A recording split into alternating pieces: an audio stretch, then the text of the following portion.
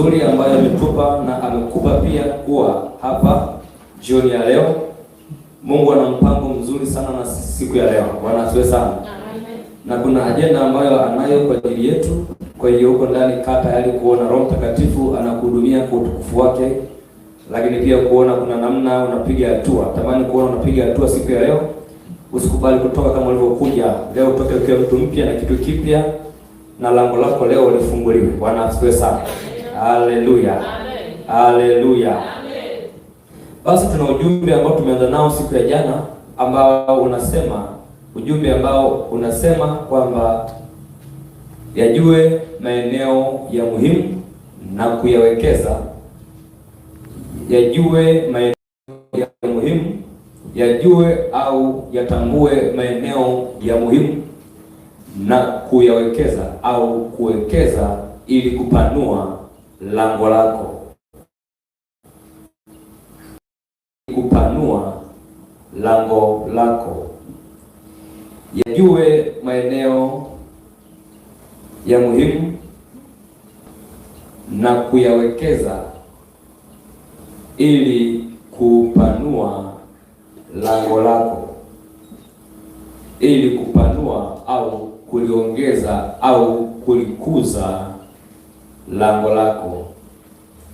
Tukaanza jana kwamba wewe ni mtu ambaye ulikuwa mbinguni, umekuja duniani, umetumwa na Mungu kwa kazi maalum sana, kwa ajili ya kusudi, kwa ajili ya purpose.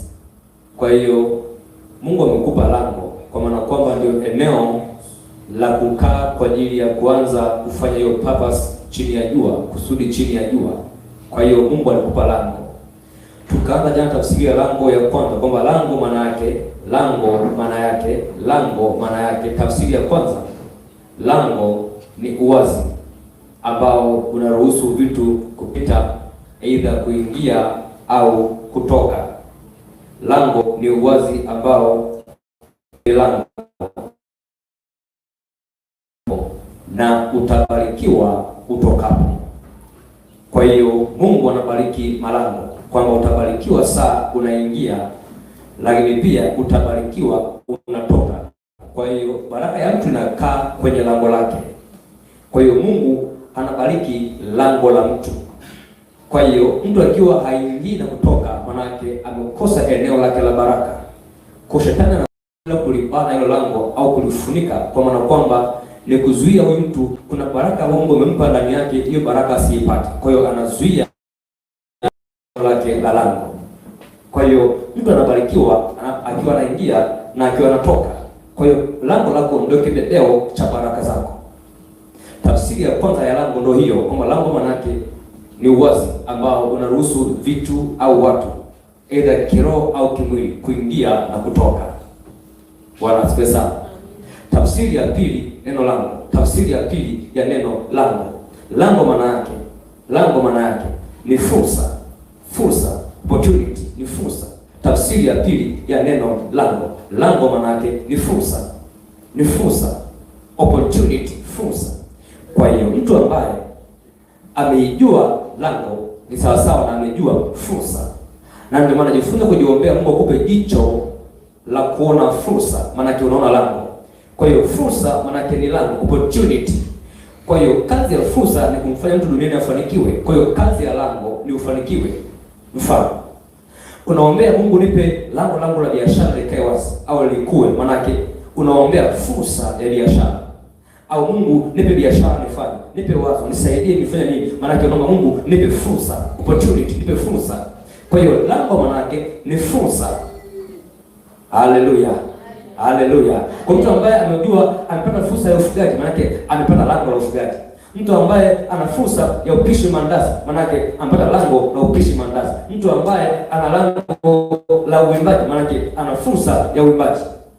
Kwa hiyo adui anakuja anavuruga fursa, kwa maana kwamba anaondoa kibebeo cha baraka. Kwa hiyo fursa yako ndio kibebeo cha baraka zako. Kuna fursa ya afya, maana yake ni lango la afya. Kwa hiyo fursa hiyo mimi mtu tayari lango lake la afya limeharibiwa. Haleluya. Haleluya. Haleluya. Haleluya. Fursa. Kwa shetani anadili na malango. Anadili na fursa, kuharibu fursa. Ukienda Korinto wa pili nadhani sura ya 9, sura ya 16 na mstari wa 9, anasema hivi, ni Paulo, kwamba Mungu amenifungulia lango kubwa la kufaa, lakini wako wengi wanipingao. Lakini hiyo vita ni vita kimalango. Kwa adui anakaa kupigana na mtu kwenye eneo lake la lango, amakia anazuia hiyo fursa yake isimpe matokeo, kwani ni fursa, ni kishikio cha baraka. Kwa mtu ambaye amejua eneo lake la fursa, ni ishara amejua eneo lake la baraka. Na ndio maana sio kila eneo wewe utabarikiwa. Sio kila eneo utabarikiwa. Lakini papa umejua fursa yako ni ipi? Lango lako ni lipi? Hilo ndio eneo la kubarikiwa. Kwa nini? Mungu anabariki baraka za mtu. Okay, yule mtu ambaye anapambana, analima afanikiwe, anafuga afanikiwe. Alafu ghafla tu kuna idea anakapata. Labda niwe mshauri, mshauri. Akikaa hapo ghafla mtu huyo yuko juu. Sio kwamba labda ni mchawi, hapana. Maana amegundua eneo lake la fursa, lango lake ambalo ndio eneo lake la baraka zake. Haleluya. Haleluya. Kwa hiyo unawaje kujua lango lako ni lipi? Arafu uanze kutafuta eneo la muhimu la kuwekeza, ili lango lako likuwe na liongezeke. Lango lako lienee kila mahali. Kwa hiyo kuna eneo la muhimu sana ambalo ni lazima utafute kujua, okay, niwekeze eneo gani ili kwamba mimi ni mpishi mandazi ili nikue hapo, mimi ni mkulima ili nikue hapo, mimi ni mfugaji ili nikue hapo. Kuna eneo lako la kuwekeza. Okay, mimi ni mtumishi niwekeze hapa ili nikue hapo. Kuna eneo la muhimu sana la kuwekeza kwa lengo la kupanua ukubwa wa lango lako. Haleluya. Bwana Yesu asifiwe sana. Bwana Yesu atukuzwe sana. Bwana Yesu atukuzwe sana. Okay, tuanze leo sasa tukaombe. Moja ya maneno mengi sana. Moja ya eneo muhimu sana ambalo lazima uanze kuwekeza muda wako, kuwekeza fedha zako, kuwekeza maombi yako kwa lengo la kupanua lango lako. Moja ya eneo ama ili eneo kuwekeza na umjie Mungu kwa lengo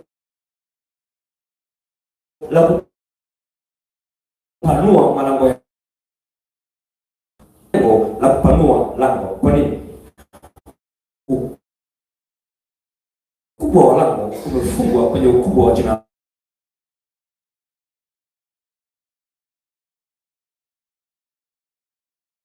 Hapa leo tuliko kwa spiritual ni tabu lazima. Sisi Paulo, cheki maisha yako ni mabaya. Sio kinaiona, haitiki maisha yako. Kwa nini? Yaani jina lako ni jambo la kiroho sana. Kwa lazima ujue namna kuliwekezea kwa lengo la kupata matokeo kwenye hali ya kimwili. Kwa nini? Ukubwa wa jina lako ndio unaamua ukubwa wa lango lako. Kwa hiyo hauwezi kuwa na lango kubwa zaidi ya ukubwa wa jina lako. Kwa cha kwanza ni kuwekeza, kupanua kwenye eneo lako la jina. Lengo lake ukuze eneo lako la fursa. Kwa hiyo fursa yako inakuwa kulingana na ukuaji wa jina lako. Jina lako likui, sahau kwa mtu mkubwa kwenye fursa yako. Na ndio maana shida naelewa kwamba jina la mtu lina uwezo mkubwa sana wa kupanua na kukuza fursa yake. Kwa hiyo akibana jina la mtu lisikue, huyo mtu hata hapa ndani hata kuwa. Kwa nini? Hauwezi ukauza zaidi ya ukubwa wa jina lako, au hauwezi ukawa na wateja wengi zaidi ya ukubwa wa jina lako. Kama uniamini mimi, nenda kwa mtawa. Ana simu, si ndio? Za bei rahisi. Nilikuwa kule kijini Mlo kwenye seminar, nikamwambia mnafahamu mtawa? Wanafahamu mtawa. Wanamjua mtawa. Akasema hiyo mtu yuko hapa Kagwe, ana simu bei rahisi. Hata wewe tu umfahamu. Ila wote kwa mtawa tunakula ni mbali. Kagwe hapa ni jirani. Kule kwenda kwa mtawa ni mbali. Kwa mtawa nini? Anafanya jina. Jina lina uwezo kuvuta vitu mpaka watu. Mtu ambaye ana jina kubwa anavuta watu mpaka vitu. Na ndio maana mtu ambaye hana jina hawezi kuvuta watu. Fikiri mfano upo Gengeni sokoni. Sawa, sokoni Gengeni. Mnauza. Kuna mmoja labda ni mama Joni. Halafu pale anafahamika sana mama Joni. Alafu wewe una upako, mwana maombi, alafu huna jina. Wateja wote wewe kama vile uonekane. Uko kwenye ofisi yako kila kama vile kwa majoni nini? Majoni ana jina kubwa. Kwa hiyo anavuta. Maana yake lango lake linakuwa kulingana na ukubwa wa jina lake. Na ndio maana kuwa maarufu sio dhambi. Kuwa maarufu sio anasa. Kupenda kuwa maarufu sio anasa. Lakini uko hapa sio maarufu, hiyo ndio anasa ya kwanza. Mungu tu anakiu kuwa maarufu. Mungu alihaiwi tu kwamba anakuza jina lake. Kwenye hapa yuko duniani lazima ukuze jina. Ndio shule moja kama sijaendelea masomo langu. Ilikuwa ni mwaka juzi kama sijakosea. Mmoja hapa Mbeya, rafiki yangu aliandaa kongamano. Mimi pia ni mmoja wa wahubiri kwenye kongamano. Sasa tumeandaa mabango kila mahali, matangazo ya nini, mabango yetu huko kila mahali, tukatangaza kila eneo. Hatujakaa sawa, baki kama wiki moja. Tunaona mabango mengine ya Mwamposa yamebandikwa kila mahali. Tarehe zile wiki ile la kwetu pia na Mwamposa naye anakuja pale airport ya zamani.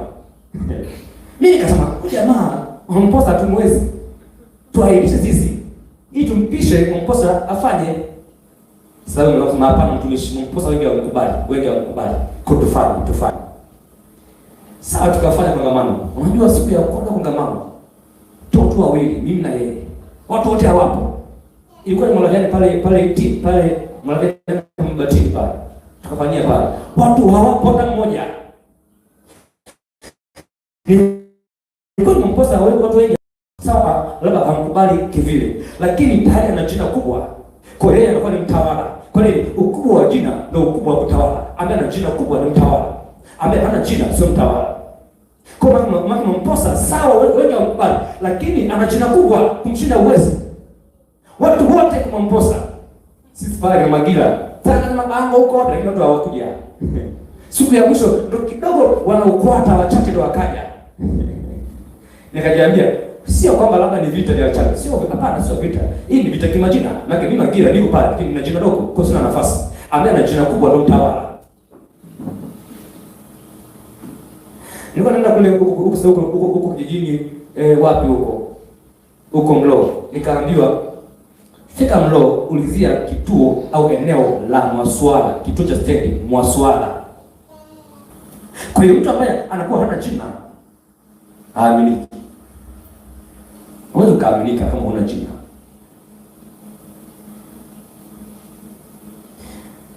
Tunaanza semina mahali fulani.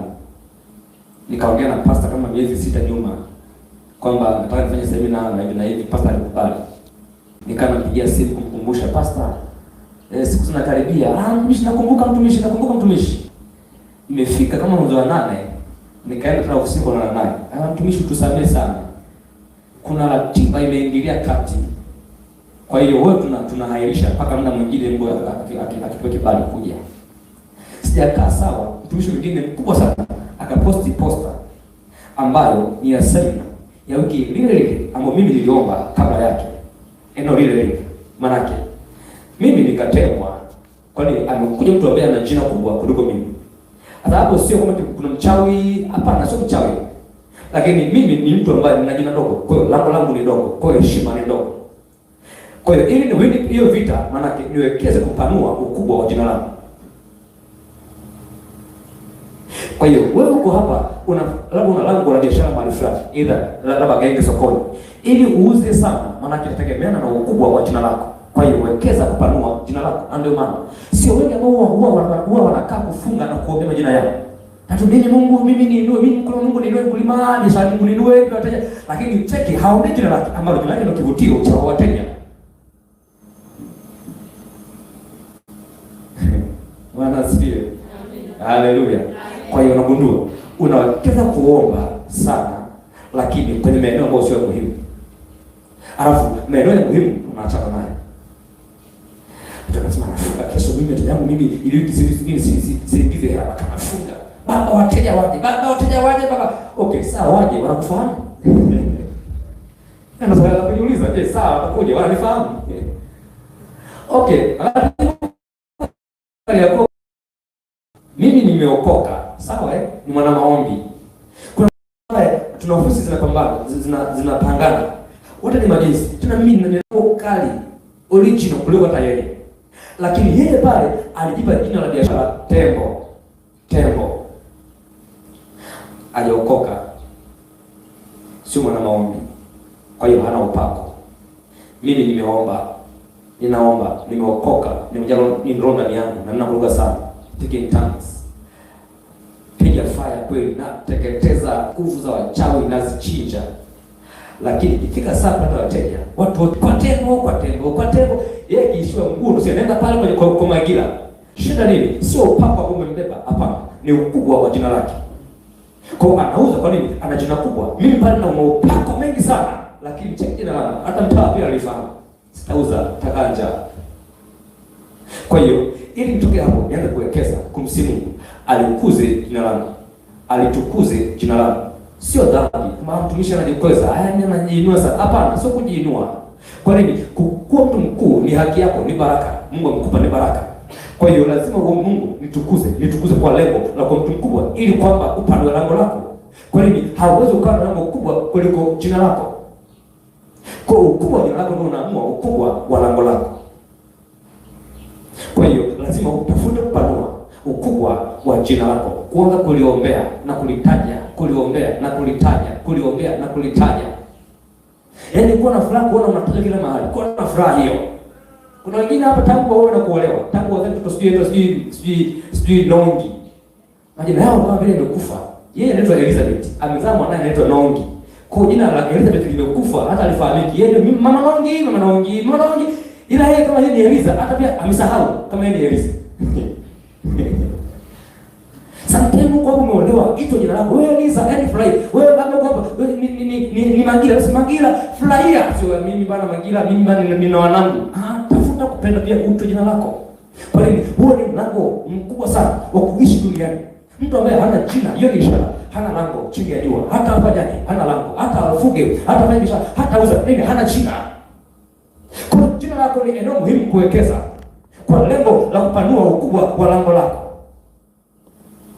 Moja ndio nawekeza mimi binafsi. Mimi ni mtumishi, nawekeza ni kwenye eneo la jina langu.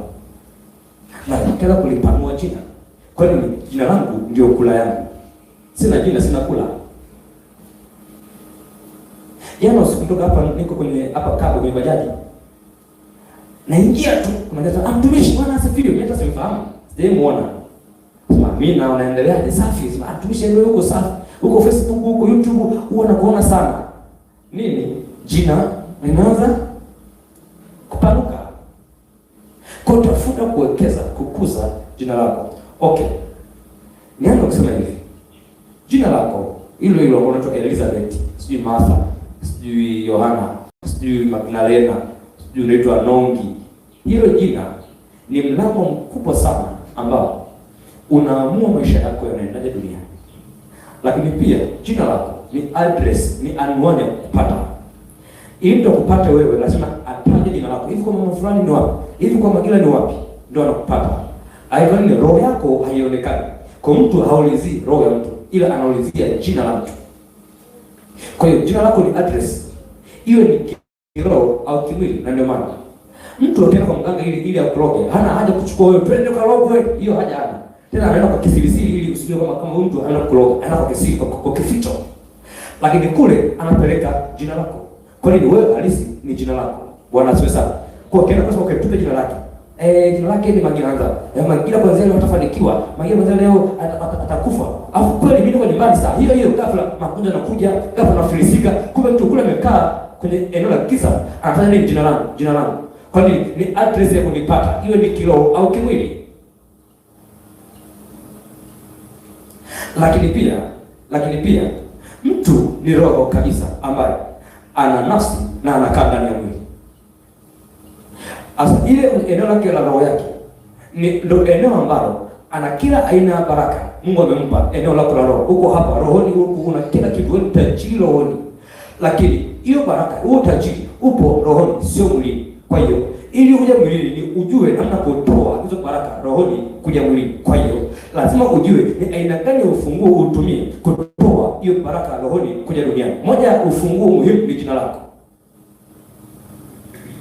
Ni jina lako. Haleluya. Okay, fungua waraka wa Yohana watatu. Waraka wa Yohana watatu. Waraka wa Yohana watatu. Waraka wa Yohana watatu. Waraka wa Yohana watatu. Waraka wa Yohana watatu. Sura ya kwanza na mstari wa pili.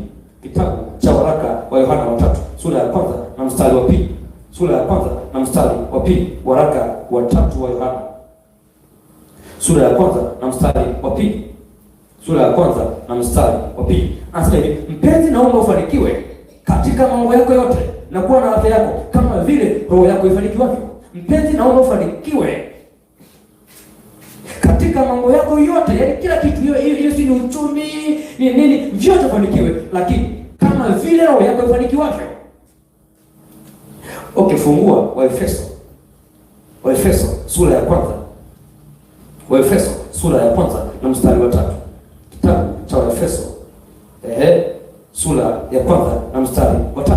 Anasema hivi, atukuza Mungu Baba wa Bwana wetu Yesu Kristo, aliyetubariki kwa baraka zote za rohoni. Atukuzwe Mungu Baba wa Bwana wetu Yesu Kristo, aliyekubariki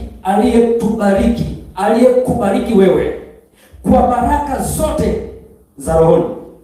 Yaani uko hapa kuna kila aina ya baraka zote, lakini wapi? Za rohoni. Kwenye nini? Katika ulimwengu wa roho. Katika ulimwengu wa roho. Kwa hiyo ulimwengu wa roho manake ni eneo ambazo ndiko baraka zote Mungu amekupa ziko rohoni, sio mwilini. Baraka zote za rohoni. Kwa hiyo lazima ujue namna kuzitoa baraka rohoni kuja mwilini.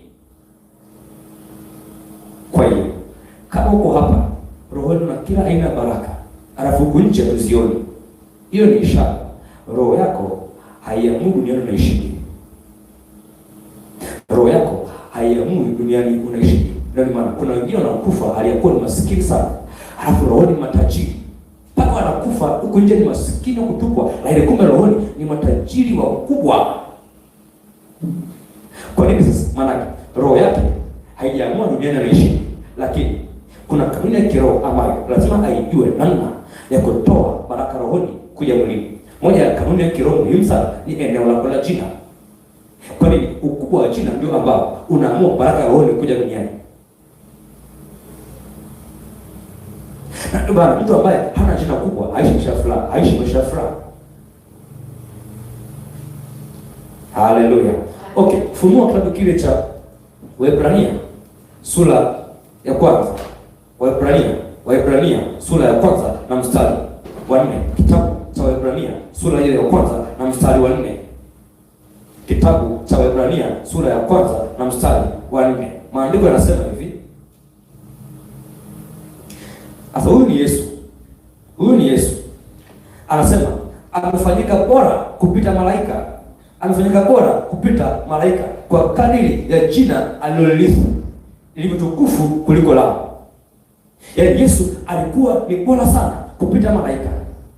Sio kwa vile Yesu ana nguvu nyingi, hapana. Ni kwa kadiri ya jina ambalo amelithi lilivyo tukufu kuliko lao. Yaani alipewa jina ambalo ndani yake lina utukufu, kwa akawa bora kupita malaika. Tafsiri nyingine inasema hivi, habari njema. Anasema hivi, mstari huu, mwana ni mkuu kuliko malaika, kama vile jina alilopewa na Mungu ni kuu kuliko lao. Kwa hiyo ukuu wa Yesu duniani haukufichwa kwenye upako aliokuwa nao, lakini ukuu wake duniani ulifichwa kwenye jina lake. Na ndio maana tumepewa jina kama urithi, jina la Yesu. Kwa jina lake hilo tukiomba chochote tunapokea. Kwa nini? Tumepewa jina, sio upako wake.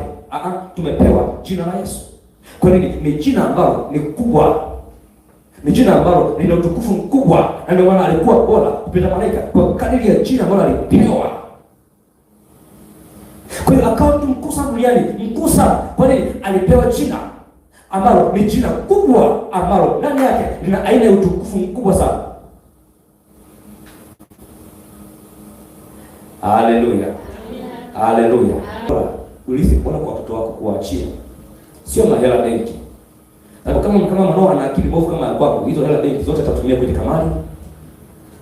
Mara sijui afanye hivi. Kwa nini? Mali ya kurithi haina uchungu. Jana mtu mzazi amepambana, Alafu baadaye anakufa, wanapokeza hizo mali, wanatapanya mali ovyo ovyo. Na ndio maana mmoja ya urithi wao kuachia wanao. Waachie jina lako. Na hilo jina hata iwaje, hawataliuza. Ni la kwao. Wataka hilo ni la kwao. Ili fikiri mfano. Mnafahamu Nyerere? Nyerere, mnafahamu? Mnafahamu Nyerere? Okay, ashumu mtoto wa Nyerere kaitimu chuo na mimi mwaka mmoja. Alafu tukaombe kazi sehemu. Tuandike barua zetu. Pale hawataangalia tuone wewe roho yako, wewe iko, hawataki roho yako. Ila jina lako nani? Si ndio? Tumetoka mimi pale, huyo si Nyerere. Hapo huyo Yona Magila. Okay, barua yaje. Wewe Julius Nyerere. Nyerere yule mwasisi yote. Wewe kweli sikia okay basi weka hapa. Wewe Magila hata ufahamu. Magila ufahamu. Nani waniamini mimi? Leo uko hivyo leo. Ni matokeo ya jina ambalo umelisa. Lilivyo dogo kiasi hicho. Fikiri mfano baba yako mzazi angekuwa labda ni Nyerere. Leo wewe huko hapa leo. Huko si wapi huko. Kwa nini mzee wako alikuwa na jina kubwa? Kwa hiyo unaishi chini ya jina lake. Hata tushuhuda moja ili tukaombe. Ngani na vifungu vingi hapa leo lakini tutamalizia kesho. Bwana asifiwe sana. Mimi naitwa Yona Magila. Lakini hili Magila ni la babu yangu mzaa mama. Ila mimi kiwalisia naitwa Yona. Kwa kiwalisia mimi Yona wa Mlima. Lakini sasa naitwa Yona Magila au Masomola. Nimekuwa mpaka hapa. Ninataka kuoa. Hata hivyo nina harusi mwezi wa 6 karibuni sana. Bwana asifiwe sana. Karibuni mno. Mzaa baba aliniita nyumbani. Akaniambia, "Kwanza kabla ya hapo nataka mimi niende mahakamani nikaape ili niitwe wa Mlima." Nilikataa sababu mimi naamini kwenye ukubwa wa jina langu. Ninaamini maisha yangu mazuri yamefichwa kwenye ukubwa wa jina langu. Hiyo ndio imenipekea. Yaani hicho tu kitu pekee na kiamini duniani. Yaani ni hicho tu kwamba ili mimi niishi leo vizuri sana ni ukubwa wa jina langu. Naamini hicho. Kwa miaka ambayo imetembea nimeinvest miaka mingi kukuza jina. Fikiri mfano eti niruke baada tu ghafla naitwa Yona Mlima afu nikaandika barua semina hapa. Hii maneno ni nani? Mbona tumfahamu apiga kisha tumfahamu huyu. Kumbe ni mwenyewe. Ila Magila unanifahamu, si ndio? Kwa hiyo ni rahisi kupata kwamba huyu Magila tunamfahamu. Ila Mlima umfahamu. Kwa kananiambia uchange jina, nikamwambia hapana, muda umeenda sana. Too late. Kama ni kuchange jina ibidi nyewe huko nyuma huko mpambane mfanye kitu lakini nimechelewa. Kwa mimi msikisumbue. Akaniambia hivi, kwa hiyo ukioa wanao majina yao ni kina nani? Ya mwishoni nikamwambia mimi si ni Yona Magila. Pia wanangu pia wote pia nao ni kina Magila. Ndio akasema yaani wewe kwa wote usiokataa alikasirika sana. Nikamwambia hapana. Kama mimi naamini kwenye jina langu. Hivyo tu. Mimi naamini kwenye jina langu. Fikiri mfano. Okay, ni mfano tu. Hata hapo YouTube huko ni mfano. Maana sio katika kamati. Ashumu mfano. Ashumu marehemu Magufuli. Sawa? Labda ilitokea labda alizaa nje. Sawa? Alafu ili kuficha mwanao akapewa jina la baba au jina la babu mzaa mama. Akapewa jina la Magufuli. Kiwalisia damu yake ni damu ya Magufuli, lakini jina utambulisho watu waangalie damu. Wanaangalia utambulisho, angalia jina lako ndio utambulisho wako. Fikiri amesoma mtoto, amemaliza, afu anataka kuomba kazi, bahati mbaya mzee amefariki. Aliyakuwa kama mzee yuko hai, naye angeenjoy. Kwani sababu unaenda kwa sababu yeye anamfahamu huyu mwanangu. Ila taifa watu wengine hawajui kama mtoto wake, hawajui kwani ni jina lake sio la kwake. Alafu mzee amefariki. Yule mtoto ni kweli sana ni mtoto wa marehemu rais president kabisa. Lakini hana jina. Kwa hiyo ile jina halimsaidii chochote mtoto. Kwa hiyo kama andike barua, mimi ni Joni ni Yona Magila, afu mbele akopi andike Magufuli, atashikwa na atashtakiwa. Kwa nini hamfahamu? Alikuwa ni kidamu ni mtoto wa marehemu. Lakini utambulisho wake sio. Kwa atakosa nafasi kwa sababu hana jina la baba yake. Mimi nasema hivi, ashumu leo nimekuwa mtu mkubwa na mimi nina mpango mpaka siku nakufa nije kuwa mtu mkubwa duniani hapa. Hiyo ndio vision nilionayo. Kwa hiyo wanangu mimi nataka waishi kupitia jina langu. Okay, ndio tuna Mungu anisaidie. Mfano mwingine huo. Ndio namsikia mzee Makaseke alikuwa anashuhudia kwamba wakati mwanae yule Joshua yuko chuo mwaka wa mwisho, makampuni yakamfuata mzee, sio kijana, mzee kumuomba mwanae akihitimu chuo wamwajiri. Okay, huko hapa leo, huko hapa wewe mama baba huko hapa ambaye mwanao alihitimu chuo. Nani ambaye kufuata? Kwamba tunaomba Ngiruke mwanao tumwajiri. Hayupo na mmoja, hiyo ni ishara jina dogo. Kwa hiyo Joshua maana alikuwa anaishi kwa matunda ya jina la mzee wake. Sasa hivi fikiri mimi leo ni kama mtumishi mkubwa duniani. Alafu wanangu waitwe wakaenda mlima. Alafu mimi Magila. Sawa, ni kweli kidamu ni wanangu, lakini utambulisho wao sio wa kwao. Kwa hiyo kuna aina fursa utakosa, malango yatakosa. Kwa nini? Jina langu kwao halina nguvu tena. Kwa nini hawana jina langu? Kwa nini nilikataa? Sasa mimi sitakubali mwanangu aitwe jina lingine mimi.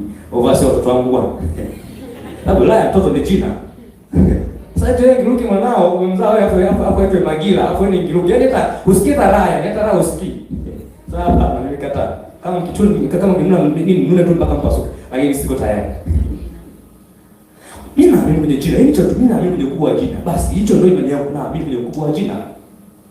Ili niishi duniani ni kuwe na jina kubwa. Hiyo ndio imani yangu kubwa. Haleluya. Amen. Haleluya. Amen. Kwa hiyo tukaombe kidogo sasa. Kwa leo naishia hapa. Ila kesho tutaendeleza tena zaidi hapa. Bwana asifiwe sana. Haleluya. Tutakuwa tu umesha sana. Hata msimu, mwambie Mungu tukuza jina langu. Hicho tu, Mungu kuza jina langu. Likuze jina langu. Sawa huko kuna genge, Mungu asikuze tu genge. Kuza jina lako. Hilo jina ndio litavuta wateja. Kwani watu wanakuja kulingana na ukubwa wa jina lako. Kwa hiyo jina ni kivutio cha watu, cha fedha, cha wateja. Na ndio maana ukiangalia ile Mwanzo, fungua Mwanzo, fungua Mwanzo, fungua Mwanzo, fungua Mwanzo, fungua Mwanzo. Chap chap chap chap chap chap. Mwanzo. Mwanzo. Mwanzo. Mwanzo. Sura ya ngapi? Sura ya 12. Kitabu cha Mwanzo. Sura ya 12 na mstari wa kwanza mpaka wa 3. Hapa ni Mungu anaongea na Ibrahim. Abraham anasema hivi, Bwana akamwambia Abraham, toka wewe katika nchi yako na jamaa zako na nyumba ya baba yako, uende mpaka nchi nitakayokuonyesha. Mstari wa 2, nami nitakufanya wewe kuwa taifa kubwa na kukubariki na kulikuza jina lako, nawe uwe baraka. Kwa hiyo Mungu asikuze tu roho ya Ibrahim. Ibrahim anakuwa hivi, nitakuza roho yako. Anasema hivi, no, nitakuza jina lako. Mungu anaelewa kwamba mtu duniani ili aishi amefungwa kwenye ukubwa jina lake. Kwa Mungu cha kwanza anadili sio na roho yake, anadili na jina lake. Lengo lake awe baraka. Kwa hiyo ukubwa wa jina ndio baraka zako. Mtu ambaye ana jina kubwa maana anagusa watu wengi sana. Ambaye hana jina hagusi watu. Kwa hiyo huyo sio baraka. Sawa, ameokoka na upako, lakini kuna watu ambao hawagusi. Hiyo ni ishara, huyo sio baraka. Kwa hiyo ukubwa wa jina ndio unaamua kugusa watu wengi. Kwa hiyo wewe ni baraka. Ndio maana Mungu kuza jina langu Magila. Lengo lake ni kugusa watu wengi. Kwa nini? Nimejua siri kubwa kukuza watu wengine maisha yao ni ukubwa wa jina langu. Kwa hiyo wekeze Mungu akuze jina langu, atukuze jina langu. Lengo lake ni kugusa watu wengi kama mmoja.